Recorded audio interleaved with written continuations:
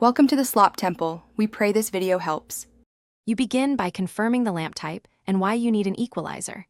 LED and CFL-based fixtures can flicker or cause warnings without proper load. Turn power off at the breaker and verify with a multimeter. Safety first. Once done, remove the fixture cover, locate the socket wiring, and position the Sylvania Load Equalizer within 12 inches of the lamp holder. Make sure mounting avoids high heat spots. Connect only the wires indicated on the device. Follow polarity and ground. Now you do the detailed wiring. Identify the neutral, hot, and any ballast or driver leads you're not guessing here.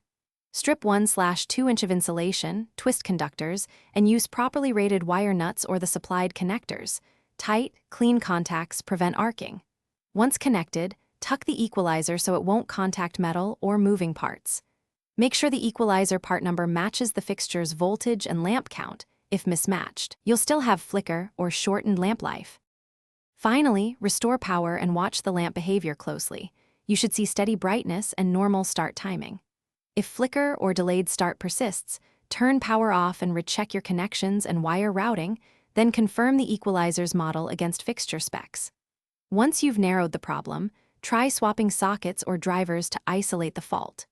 As a key troubleshooting tip, if the equalizer becomes hot to the touch or emits an odor after 30 minutes, cut power and replace the unit. Don't continue using it.